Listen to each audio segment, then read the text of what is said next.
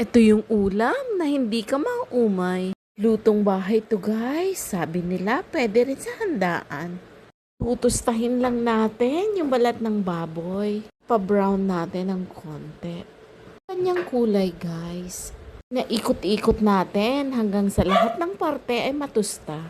Isa lang tayo ng bawang and sibuyas. Nilalagay na natin yung mga baboy.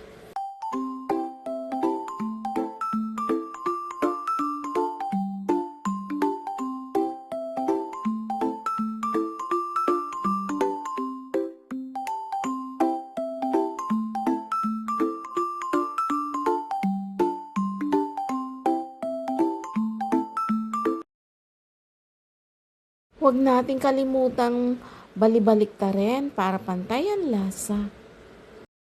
Lulutuin natin to guys sa mahinang apoy lang. Nakikita nyo na ba? Ang lambot na niya. Sa part na to lalagay na natin ang pineapple. Konting pakulo na lang nito guys, maluluto na to. Kahit tinidor lang, maihiwa mo siya. Natakam ba kayo guys? Thank you so much!